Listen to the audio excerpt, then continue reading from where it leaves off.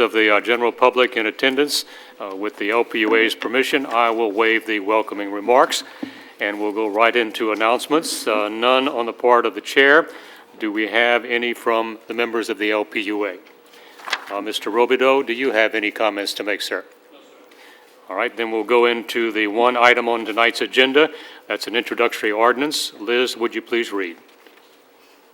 15, 2016 LPUA.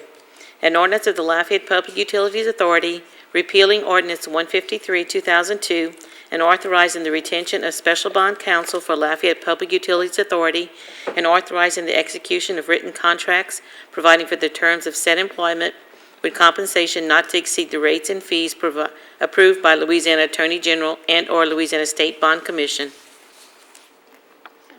Moved by Ms. Hebert, seconded by Ms. Cook. I was about to say Webb. Do we have any LPUA discussion? Do we have any blue cards on the introduction? Then if you would, call for the vote, please. District 3? Yes. District 4? District 6? Yes. District 7? Yes. District 8? Yes. Motion is approved. And with that done, we are adjourned.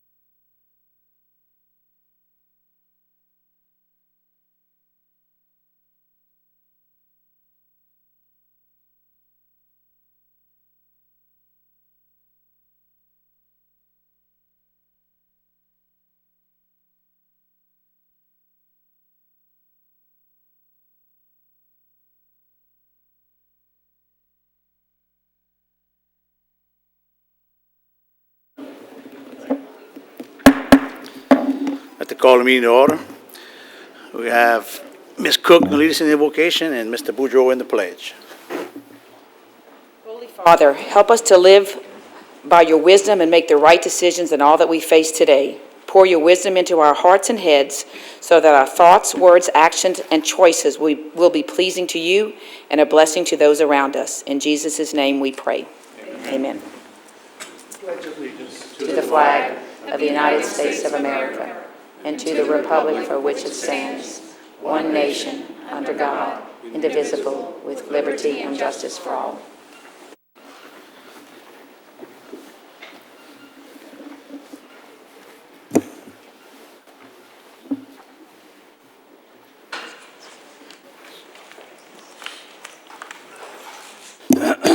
We want to welcome you to the City Parish Council meeting. We, as your representatives in the Lafayette Consolidated Government, welcome your involvement and encourage your participation. This meeting is a public hearing. If you wish to address the council on any item on this agenda, please fill out a blue request to address the council form, noting the agenda item number. The blue form is available to you in the foyer, and you should submit it to Council Clerk Ms. Veronica Williams, seated to my left in the middle prior to the call of the agenda item. It's important to fill in the blue form completely and note the specific agenda item number about which you wish to speak. If the card is not completely filled out or is not legible to the clerk, you will not be given an opportunity to speak. If you have materials you wish to submit to the council, please give those to Ms. Williams along with your blue form. In an effort to allow everyone an opportunity to be heard, the 5-minute rule will be in effect. Speakers shall refrain from debating, personal attacks, and from making confrontational and derogatory comments. I'm requesting that the first row to my left be used for media only, and lastly, food and drink are not allowed in the auditorium, and all phones and electronic devices shall be silenced from this point forward. I'm also requesting that anyone who approaches the council state their name and title for the official record. Meeting procedures are by resolution and not by Robert's Rules of Order. Documents including agenda, ordinances, resolutions, and minutes related to this meeting are posted online or refer to the web address on the top of the agenda. The council encourages your involvement and participation by volunteering for boards and commissions. If you're interested in finding out which board suits your interests, call 291-8800 or pick up a pamphlet at the door. We're going to move into council announcements. I have a few announcements. Mr. Kevin Narcan will be unable to attend the meeting tonight because he's in the town of Dusson. He's getting some flood relief funding for Dusson, which is a good thing. I guess we can excuse him for that. The Lafayette Central Park update has been deferred to a later date, meeting date, and it will not be presented tonight. Item number 6, 0-148-2016, North Pierce Street property rezoning has been withdrawn at the request of the property owner. Item number 8, 0-156-2016, amendment to the UDC for topographical areas, has a proposed amendment to make corrections to Table 89-39-2 and reenact Section 89-42B9A. At the request of legal, that had to be a legal term in there somewhere. There will be an emergency council meeting tonight immediately following the regular Lafayette Power Public Authority meeting. Oof. That was a lot. Okay, council announcements. Mr. Terrio. Thank you, Mr. Chair. What I would like to do, as y'all know, with all the flooding and everything that's been going on the past few weeks, per requests from a number of people in my district, I would like to have a discussion item put on a future agenda. I think probably not 2 weeks from tonight, but 3 weeks from tonight. I would like, and maybe Mrs. Williams, our council clerk, can help with the titling of this, but basically the title of it would be FEMA flood regulations for developers that are implemented by Public Works.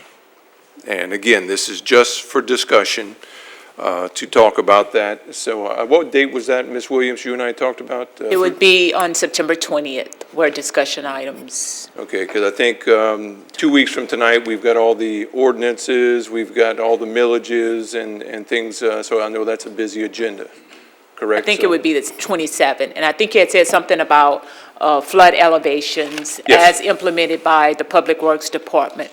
Yes, ma'am. Okay. So we can work on the verbiage if we need to, but please, if you don't mind, at the request of many in my district, that is something I'd like to see. Mr. Chair, that's all I have, sir. Thank you. That'll be for the last meeting of the month, correct, in September? Okay. Thank you, Mr. Terrio. Mr. Boudreau? Thank you, Mr. Chairman. Members of the public, the administration, would you please join with me in wishing our chairman, Mr. J. Castile, a happy birthday. He will be celebrating on September the 2nd. All right. Hey. Happy birthday. Thank you very much. You're welcome. I'm getting younger every day, ain't I? Yeah.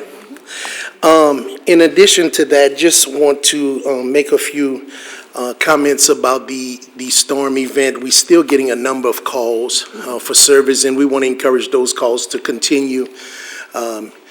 Do not take it for granted that everyone is aware of your exact situation. All of the public agencies and a number of private citizens have done an extremely great job in trying to do right by our citizens and offer services and help. But there can, in fact, be a situation where someone is just not aware of your condition. So we want to encourage you to continue to call for assistance. I was getting calls as recent as today of people who are still in homes and receiving services at home. We still want to encourage those who are in areas where their home is not accessible by normal vehicle and in some instances emergency vehicle. If you would just please consider possibly coming to the shelters that have been made available or other housing arrangements, or leaving that location to prevent having to send someone into harm's way. Although we better off today than we've been in quite some time, we still not totally in the clear. And just want to remind everyone that there are still some individuals who cannot access their house, okay? And when you look at a parish as large as ours, you could see some media coverage and some TV coverage where people are ripping things out. Our contract has begun and our debris collection has started. And then on the flip side of that coin, you have individuals who show up and have to look at their rooftop or their home or their structure from 3 or 4 blocks away in some instances, because the water level is still too difficult to move through with a vehicle. Some choose to go by boat. So I would just ask that as we continue to conduct ourselves, that we keep that in mind, that everyone is just not at the same place. And no one isn't necessarily waiting for anything other than to be able to get to their structure and start that process. So for those volunteers who are providing services, I ask that you create some form of a reserve. It has come to my attention that some supplies are starting to run a little scarce, and we're working on that. But there are still some people who are going to have great needs once the water continues to drop at the river. So I just ask that y'all keep people in prayer, that everybody is not at the same point at this time. And some people still haven't been able to take furnishing out and cut sheetrock and cut paneling and lift floors and spray walls and start that reconstruction, that they're still hurting. I could tell you for some it's getting depressing. These areas that are still underwater, our sewage system has now failed and the stench is rolling in, and it's getting bad. It's getting bad, and they deal with it every day, okay? They deal with it every day. So just, as you go about your business, keep that in mind. Don't forget about those communities, and let's constantly remind them that they are not forgotten about, and that we will be there for them at the appropriate time. And again, the response has been great, but unfortunately, some people are still in a sit and wait position. And we're going to make sure that they're taken care of at the appropriate time. There's a lot of information that the administration has been putting out through press releases as well as social media as some things we would like to see you do. The council has supported that and try to echo that information.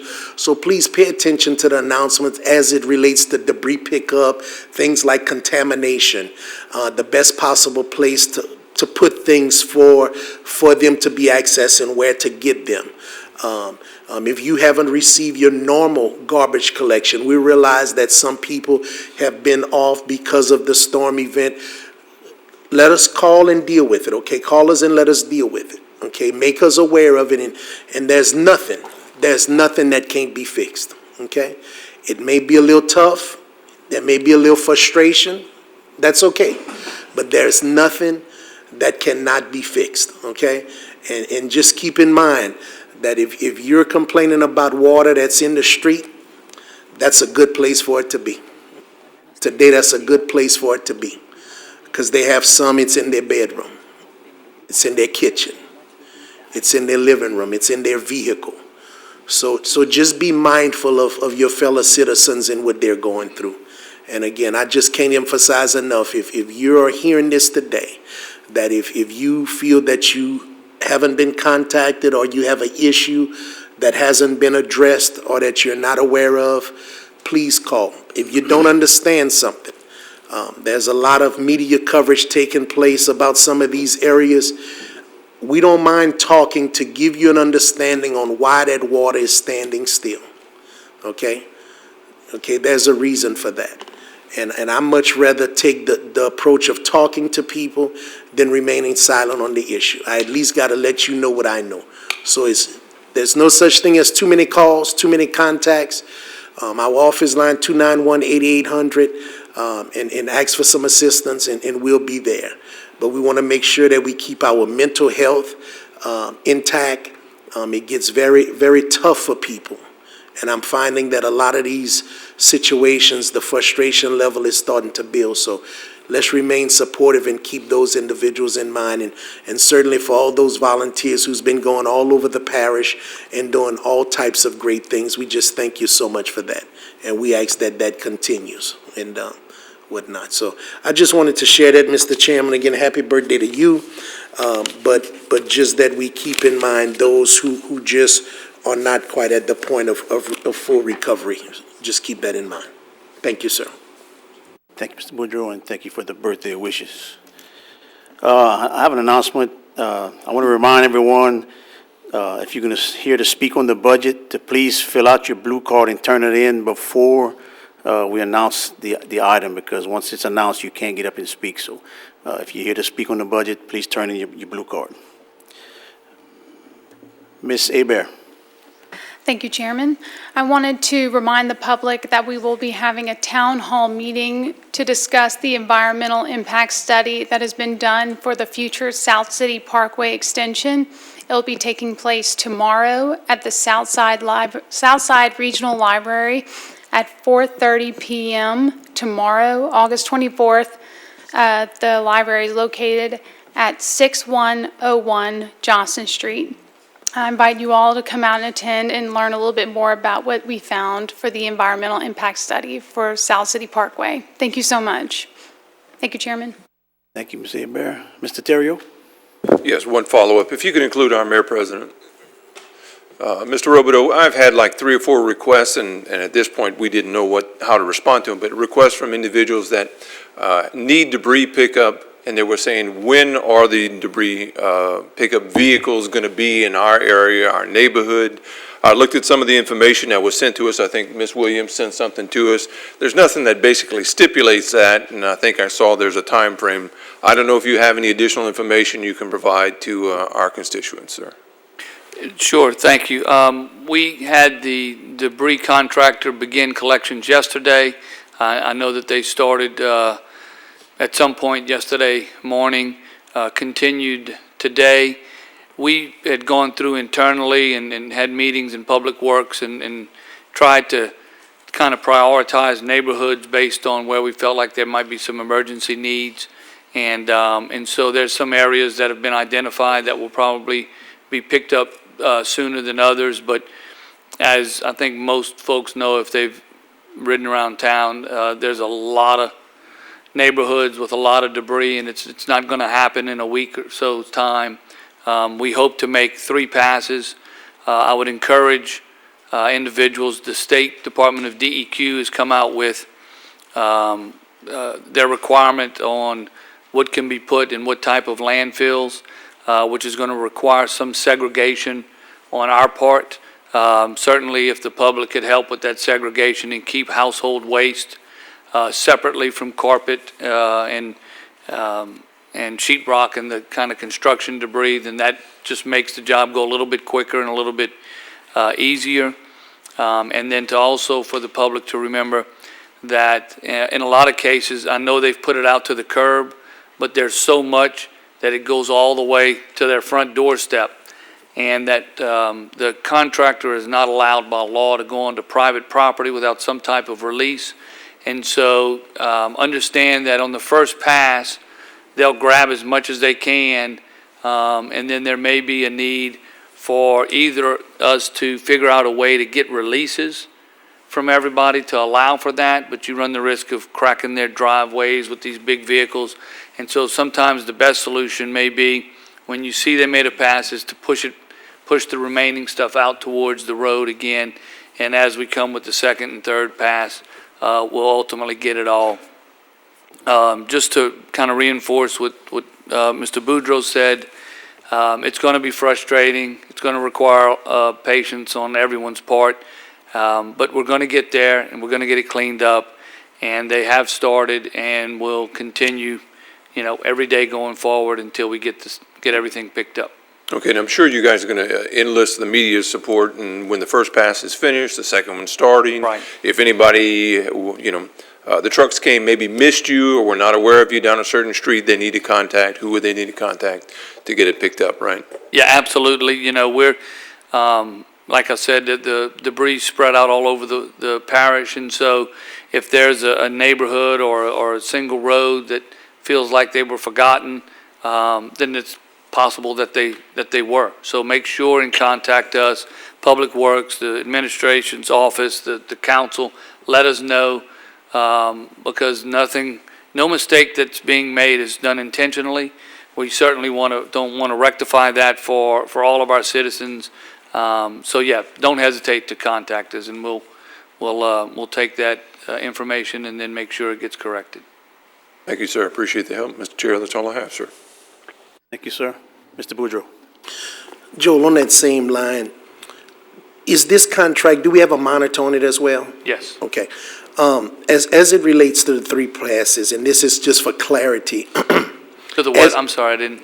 Just for To the clarity, the 3 passes. passes, Okay. the 3 routes that's going to take place. The monitor, I would think, is going to have an appreciation, again, for those who haven't gotten to the point of being able to take down yet. So, and there's so much, and I just want to put emphasis on that. Like you said, there is so much.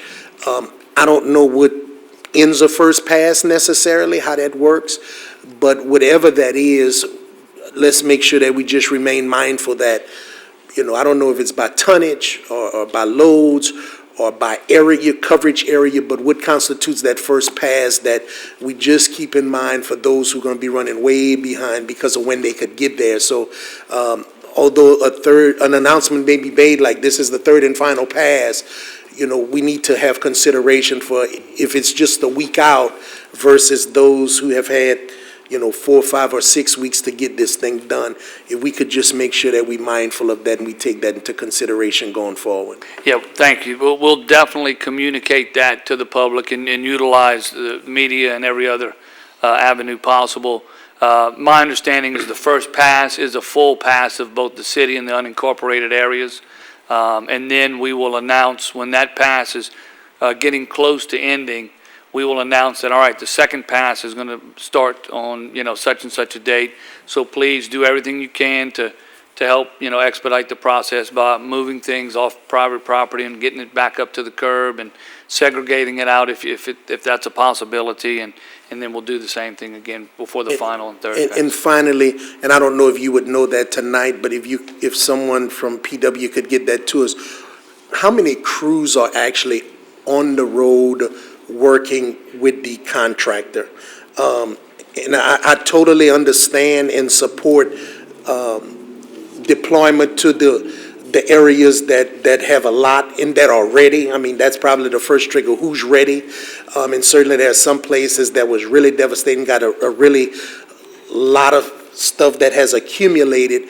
But unfortunately, and to keep that comfort level of people, unfortunately, people don't like seeing all the effort taking place in one community, one neighborhood, or one area.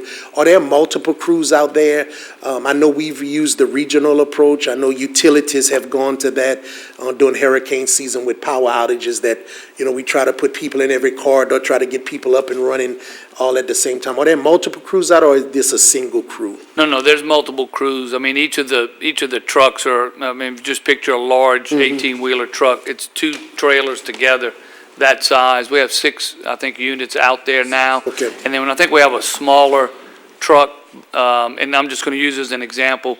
A lot of the priority rankings is not because it was the hardest hit or necessarily or has even the most debris, but there's some areas where because of the debris and the amount of workers and trucks that are in the area actually doing the demolition, it's a safety hazard for if there's an emergency vehicle that needs to get through, you're not going to be able to get through. So it's those areas that we've identified that we're going to have to go and get that debris out of there first so that emergency vehicles can make those passes. And once those areas that we've identified have been cleared, we'll then, Normal cycle. do the normal cycle, correct? Okay, thank you. Thank you, sir. Mr. Lewis? Yes, Joel, I have a few constituents called me and have concerns. Will we be thinking about putting dumpsters at one point of time in case if, they got missed by the people that's picking up the leftover debris? Well, at this point, I'm certainly open to anything. I would think that once we get towards the end of the 3 passes, if there's a need for that, that may be a good idea. I'm certainly willing to entertain anything that makes sense, that we can accommodate folks that either got a late start for whatever reason on being able to get their debris done. So certainly something I would consider. We can talk more about it. Right now, obviously, the focus is on those big trucks to get them loaded up and sent off and reloaded, and because they can haul away a lot more than we can fit in a dumpster. I know my in-laws' house rented 3 dumpsters and filled them up, and that's just with one house. So I don't know how many dumpsters we'd need, but it'd probably be a pretty significant number if we did it at any time prior to the initial few passes. Okay, thank you. Mr. Bellard? Oh, okay. Any more council announcements? Okay, now we're going to move to the executive president's report. Mr. Roboto? Thank you, Mr. Chairman. The only thing I'd like to mention, in addition to the discussion that we've had about the effects of the flood, is that the codes department has really stepped up and has, I think, already issued close to or over 500 permits for flood damage repairs.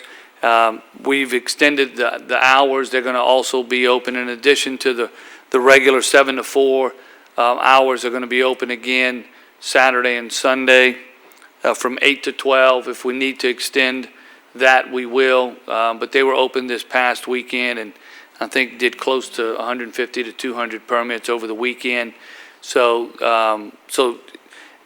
anybody that needs a permit, we're trying to expedite it and make it as quick a process as possible. Obviously, as you guys know, and I think most folks know now, we waived the fees for those permits because we understand people just need to get in and get the work started. And we appreciate the 500 or so that understand the need for those permits and the inspections, because at the end of the day, we want everyone to be in a safe situation.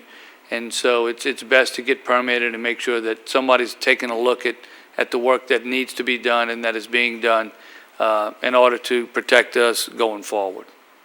Not us being all of us, the constituents that own rent homes and apartments. Okay, That's it for me. that's it. Thank you, sir. And now we're going to move into the public hearing. Proposed fiscal year 2016-17 budget. I now officially open the public hearing for citizen input on any matter related to the proposed fiscal year 2016-17 budget. The 5-minute rule is in effect. Ms. Williams, blue cards, please. Yes, sir. We do have 4 speakers for tonight, the first of which is Ms. Marianne Vaccaro. Ms. Vaccaro.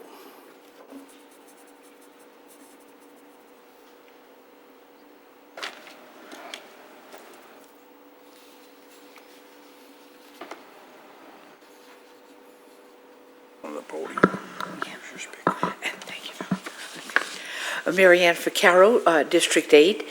And ladies and gentlemen of this council, and of course the members of the administration, back on August the 4th, first budget hearings, Mr. Tom Carroll's Department of Public Works budget hearing was heard.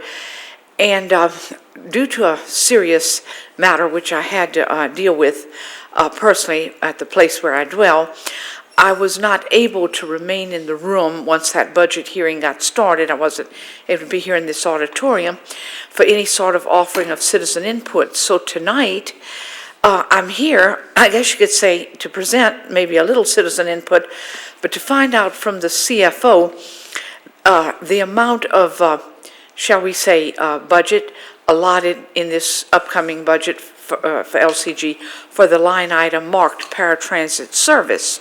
And the reason I was wondering, not only about that amount, but I'm just wondering if it's now too late at this point, because the budget yet hasn't been adopted, but is it too late to maybe still ask one of you brave, what shall we say, councilmen and councilwomen, if one of you would be so brave as to still think about offering an ordinance to give us a little extra money, and because the city general fund is, according to your audit, is not really looking too bad, and we could use a little help for the paratransit service, especially after 5 p.m., as I've mentioned in some of my presentations. Our service does operate in the city limits. And I was just going to say, since this is citizen input, I didn't want to lose the opportunity. I mean, the time to speak up is now. So let's maybe help me and others like me not lose that opportunity to advance and maybe make a difference for quality transportation. So I'm just here to find out about the amount and to find out if it is too late for somebody to come forward and do something a little extra. Have Mr. Boudreau said there's nothing that can't be fixed. So, I mean, I'm gonna go at it from Mr. Boudreau's standpoint. After all, if there's nothing that can't be fixed, let's try to fix this up. And also, I'm waiting for Mr. Robideau to get with me, because Mr. Robideau said this publicly on record, not only in this room on June 28th, but on June 30th, on his radio program with Dave Schultz, he committed that he'd like to engage me in this, and therefore I'm still kind of waiting, Mr. Robideau. I know you've got your hands full right now, but I just want you to know we didn't want to get buried under the rug. But can I get the amount maybe of what's allotted for our line item? Ms. Vaccaro, we're going to get Ms. Toops to give you that number now. It's $525,000 proposed for next year. Thank you, Ms. Toops. 500. That's about the same as last year, right? Yes, ma'am. That's federal dollars as well as local match. Yes, ma'am. 25, I see. Okay. And then how about those who want to fix anything? Does anyone want to come forward with any, I guess could say, offers tonight? I would ask that you contact your council member and maybe have a conversation and see. I've already done that. Okay. I've already done that. Well, that's what we are. But, I mean, it doesn't have to just be her. Anyone can offer, you know, an ordinance, or anyone can offer help. I understand. You're welcome to call anyone at any time and see if they want to do something. I'm asking locally, I mean, I'm asking tonight while we have the public, you know, forum tonight. You know, because. I see no one at Okay. this present time. Well, thank you very much. Thank you. I will wait for Mr. Robideau to give me a ring. Thank you, Mr. Robideau. Next speaker, Nathan Norris. The Norris.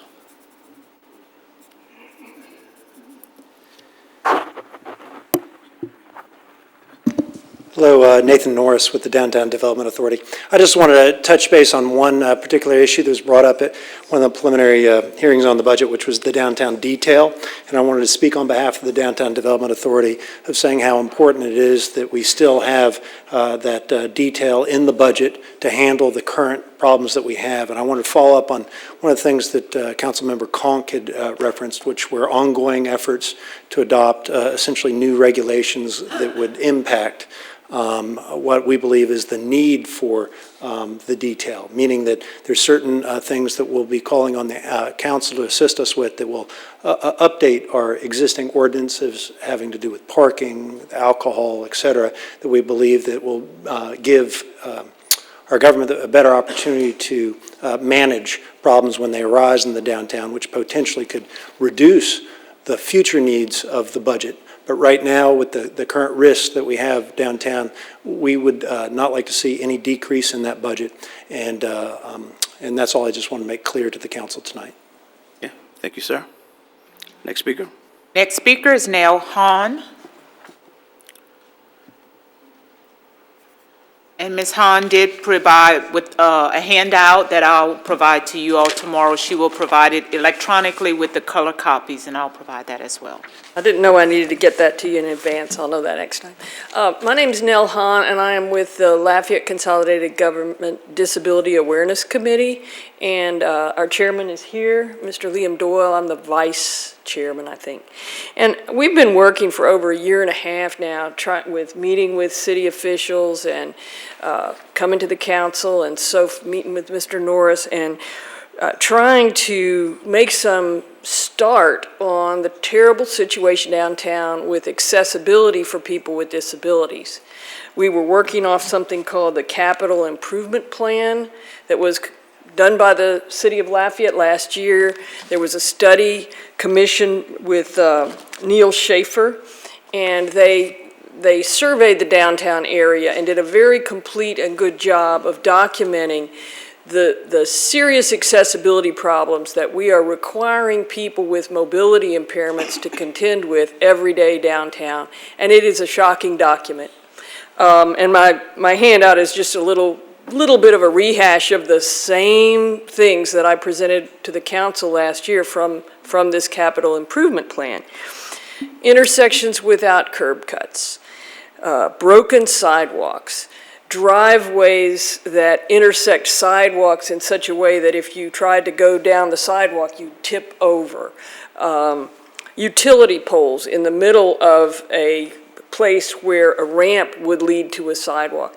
And if you look, and I'm sorry I don't have it to show you right now, but if you look at a map, the downtown area is virtually dotted and covered.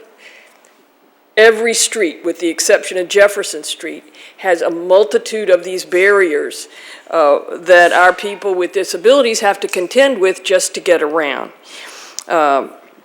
So last year, money was put in the budget, we understood, to make a start at addressing this problem. And we realized this problem has been going on for a long time, but it's a really shocking problem. And we just were asking for the government to make a start at making some corrections. And it was our understanding that there would be $350,000 that would be available to start work.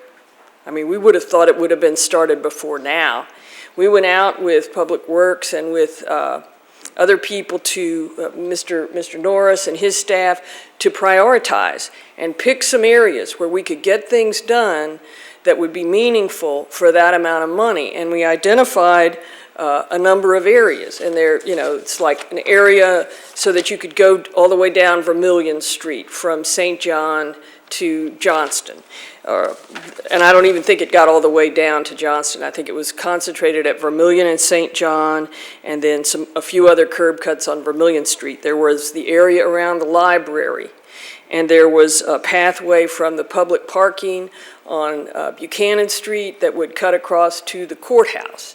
And there was an area on Main and Vermilion where you'd have an access route getting down to the courthouse. Important public buildings, public functions, and this is doable. It's doable within the amount of money that we were told was available for next year. And again, this is just a start.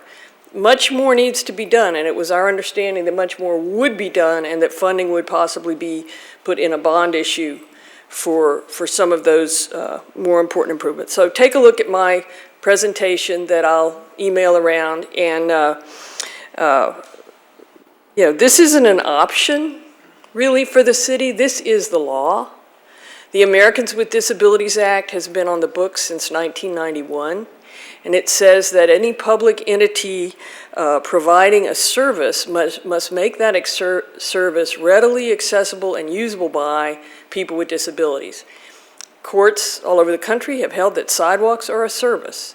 So this is something that has to be done, and we're hoping that this year we're really going to make a good start. Thank you. Thank you, ma'am. Next speaker. Final speaker, Robert Garcia. Robert Garcia.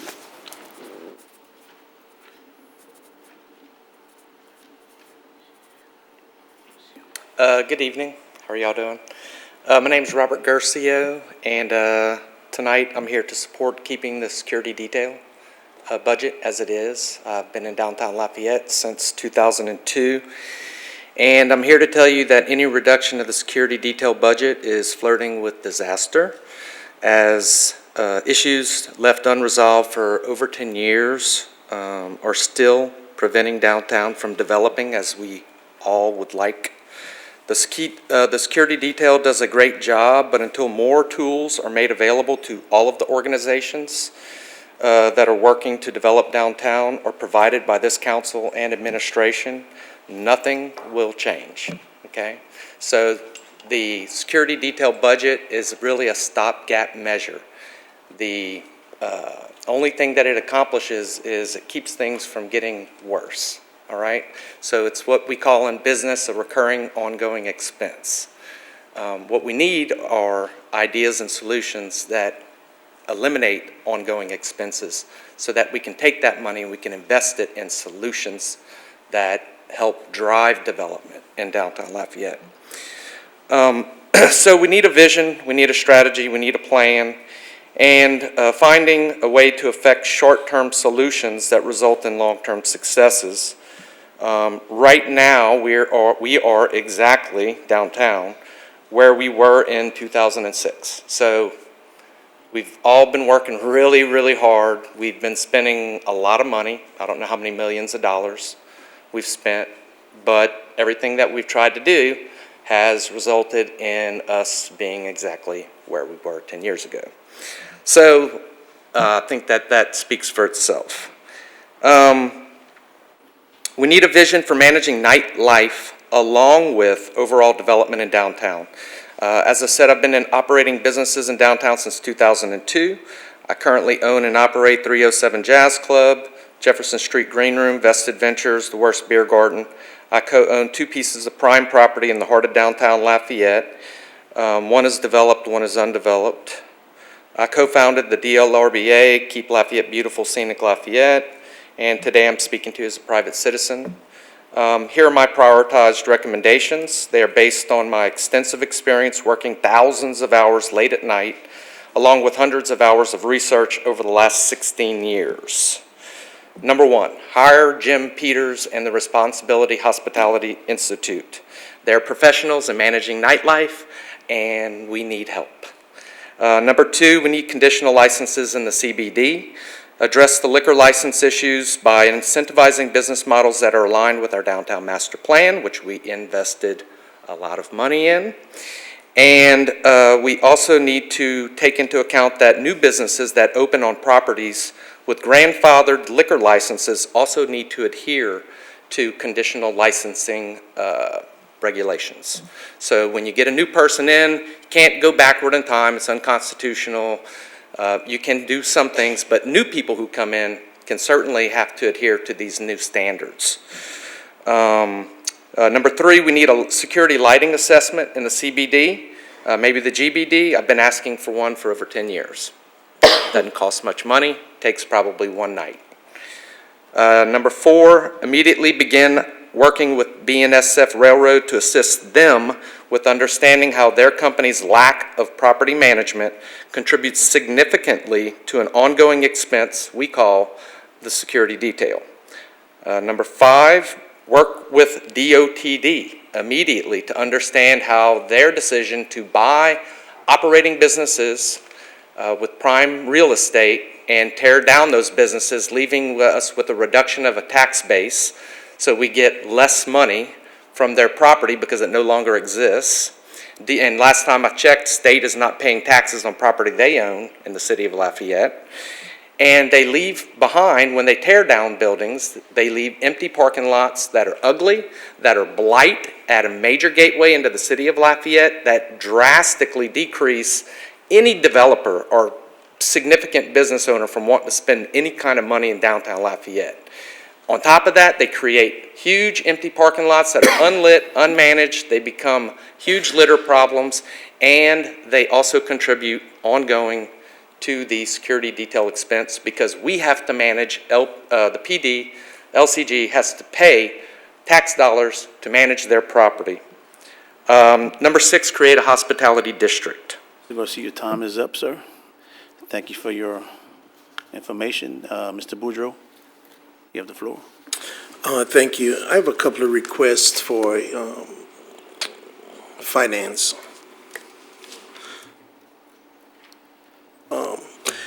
In reference to the Lafayette Juvenile Detention Home, I need to know for wrap-up on Thursday, how many food nutritional contracts we have. I need to know the date each of those contracts was put into effect. I need to know the dollar amount of each of those contracts and the description of services within those contracts.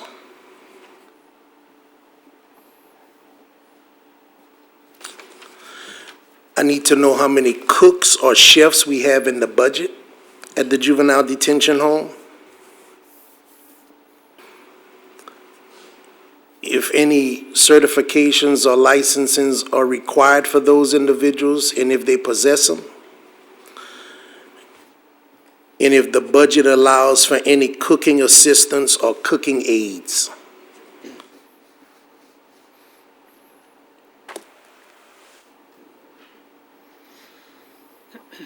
And I want to know if there are any disadvantaged business contracts, certified DBEs at the juvenile detention home. Okay? In reference to the downtown detail, since the inception of the detail, I want to know how much money, how much LCG has spent on the detail from day one, the amount of money that we have spent, the exact dollar amount to current.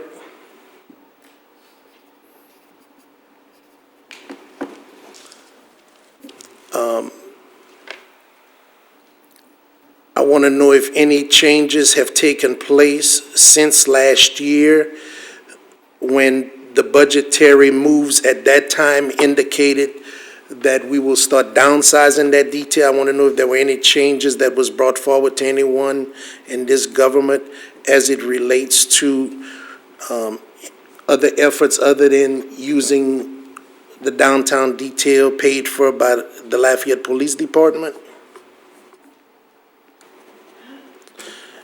And then I would like to know in that same time frame, to the best of our ability, get with DDA and DLU and account for any dollars that we collected from private businesses within that time frame, to see how much money, whether it was when an agreement was in place temporarily for the business owners to pay in, how much did we collect, in any funding that we received from DLU or DDA for the nighttime downtown detail.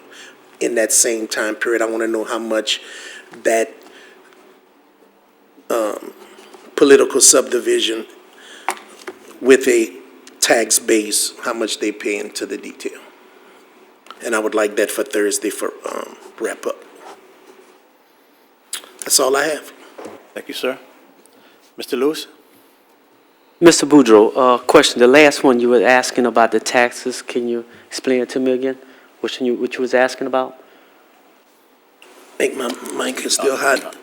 I was asking her to report back to me how much money has been spent by the DDA, DLU, or any private business on the downtown evening detail. Okay, good.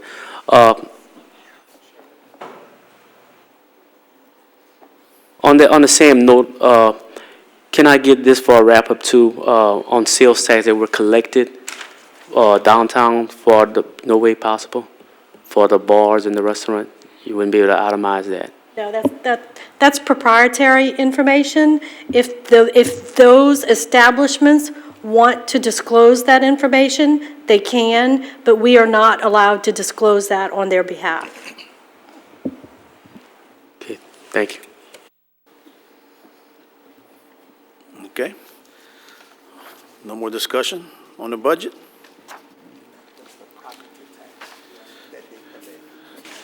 Okay, with that being no additional comments on the proposed budget, I'm now closing the public hearing on the budget.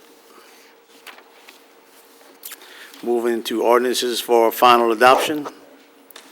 This is a public hearing, and the blue sheets are available for anyone wishing to address the council. The 5-minute rule is in effect.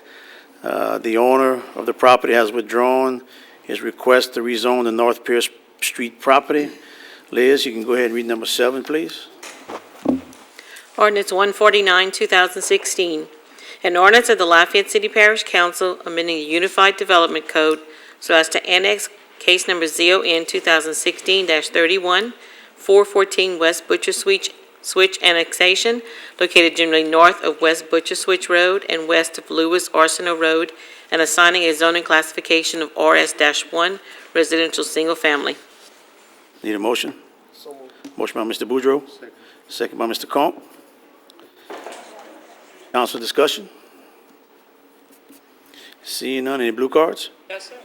Call the roll, please. District 2? Yes. District 3? Yes. District 4? Yes. District 5? Yes. District 6? Yes. District 7? Yes. District 8? Yes. District 9? Yes. Motion is approved. Ordinance 156, 2016. An ordinance of the Lafayette City Parish Council amending Chapter 89 of the Lafayette City Parish Code of Ordinances, the Unified Development Code, to further refine the regulations contained therein based on public input and to correct certain typographical and reference errors therein. Motion by Mr. Boudreau, second by Mr. Comp. There is a proposed amendment to change the clerical errors on table 89-39-2. I'll offer that amendment. Okay, there's a lot. Mr. Boudreau offers the amendment, and Mr. Comp will second it, and thank you. I don't want to have to read all that, because I'll be reading till 9 o'clock tonight. Carly, I don't know how you do that. Okay, council discussion on the amendment. Mr. Terrio. Carly, if you don't mind, just give the public and those here an idea of what's being done here. A brief overview, please. You mean the amendment or the amendment? Okay. amendment. There were two, as we created the courtesy articles for you all, we noted 2 typographical errors in the ordinance. There was one in a parking table where we had deleted 1 too many lines, and the second one where we had noted the wrong original text in the code. So there's no substantive change on the second one on the private streets. It's simply that the original text we noted to show you what had changed was not correct. Sounds simple. That's it. That's all we have. Thank you. Thank you, ma'am. Thank you, sir. Any blue cards on the amendment? Yes, sir. Call a roll on the amendment, please. District 3? Yes. District 4? Yes. District 5? Yes. District 6? Yes. District 7? Yes. District 8? Yes. District 9? District 2? Yes. Motion is approved to amend. Okay, any council discussion on the ordinance as amended? Seeing none, any blue cards? No, sir. Call a roll, please. District 3? Yes. District 4? Yes. District 5? Yes. District 6? Yes. District 7? Yes. District 8? Yes. District 9? Yes. District 2? Yes. Motion is approved as amended. Thank you, Liz. Now we're going to move into introductory ordinances. This is a public hearing. The blue sheets are available for anyone wishing to address the council. The 5-minute rule does apply. Let's see, how many we have? Just one? Go ahead and read, Liz. Ordinance 184, 2016. An ordinance of the Lafayette City Parish Council repealing Ordinance 153, 2002, and authorizing the retention of special bond counsel for the City of Lafayette, State of Louisiana, the Parish of Lafayette, State of Louisiana, and authorizing the execution of written contracts providing for the terms of said employment with compensation not to exceed the rates and fees approved by the Louisiana Attorney General and/or the Louisiana State Bond Commission. Need a motion? Motion by Mr. Boudreau, second by Ms. Cook. Any council discussion? Seeing none, any blue cards? Yes, sir. Let's call a roll, please. District 4? Yes. District 5? Yes. District 6? Yes. District 7? Yes. District 8? Yes. District 9? District 2? Yes. District 3? Motion is approved to introduce. Thank you, Liz. I want to adjourn the regular council meeting, and I'm going to call the regular LPPA meeting to order. We're going to move into introductory ordinances. This is a public hearing. The blue sheets are available. For anyone wishing to address the LPPA, and the 5-minute rule does apply. Liz? Ordinance LPPA 234, an ordinance of the Lafayette Public Power Authority repealing Ordinance 153, 2002, and authorizing the retention of special bond counsel for Lafayette Public Power Authority, and authorizing the execution of written contracts, providing for the terms of said employment when compensation not to exceed the rates and fees approved by the Louisiana Attorney General and/or the Louisiana State Bond Commission. Motion by Mr. Boudreau, second by Ms. Cook. Council discussion, LPPA discussion, I'm sorry. Same thing. Seeing none, any blue cards? Yes, sir. Call the roll, please. District 5? Yes. District 6? Yes. District 7? Yes. District 8? Yes. District 9? Yes. District 2? Yes. District 3? Yes. District 4? Yes. Motion is approved to introduce. Thank you, Liz. I'm going to close the regular LPPA meeting and open up the emergency council meeting. We're going to move into the emergency ordinance. This is a public hearing. The blue sheets are available for anyone wishing to address the council. At the and the 5-minute rule does affect. Go ahead. It stumped me. No, man. I put LPPA. Okay, Liz, go ahead and read. Ordinance 185, 2016, an emergency ordinance of the Lafayette City Parish Council declaring and certifying a public emergency due to a storm event and resultant flooding in Louisiana, in Lafayette Parish, commencing on or about August 12, 2016, to execute any and all contracts necessary, incidental, convenient, or desirable to address this public emergency, and to make such emergency appropriations for this purpose as are described in this ordinance and any attachments hereto. Motion? Motion by Mr. Conk. Second by Ms. Hebert. Any council discussion? Seeing none, any blue cards? Yes, sir. We do have two speakers for the emergency ordinance. The first speaker is Donald Bonnet Sr. Mr. Bonnet has left. Okay, next. Hang on, yeah. Kyle, can you check on Mr. Bonnet, see if he's in the hall? We do have Kay Maynard, who's scheduled to speak. Okay, Ms. Maynard, you in the room? No? Ms. Maynard? She left too? I'm sorry, Ms. Maynard just wanted to speak. She did not want to speak, but she does support the emergency ordinance. And so does Mr. Bonnet. Okay, He had both of them circled. all right. Let's go ahead and call the roll, please. District 6? Yes. District, Yes. District 8? Yes. District 9? Yes. District 2? Yes. District 3? Yes. District 4? Yes. District 5? Motion is approved. Okay, we move to introductory ordinance. This is a public hearing. The blue sheets are available for anyone wishing to address the council. The 5-minute rule is in effect. Liz? Ordinance 186, 2016, an ordinance of the Lafayette City Parish Council recognizing and ratifying the declaration and certification of a public emergency as stated in Emergency Ordinance Number 185, 2016, due to a storm event and resultant flooding in Lafayette Parish commencing on or around or about August 12, 2016, recognizing and ratifying the powers granted to the City Parish Mayor President to execute any and all contracts necessary, incidental, convenient, or desirable to address this public emergency, and recognizing and ratifying any emergency appropriations for this purpose authorized by Emergency Ordinance Number 185, 2016. Thank you, Liz. Motion by Mr. Conk, second by Mr. Boudreau. Council discussion. Seeing none, any blue cards? Yes, sir. Call the roll, please. District 7? Yes. District 8? Yes. District 9? Yes. District 2? Yes. District 3? Yes. District 4? Yes. District 5? Yes. District 6? Yes. Motion is approved Thank to you, introduce. Liz. Meeting adjourns. And no more meetings.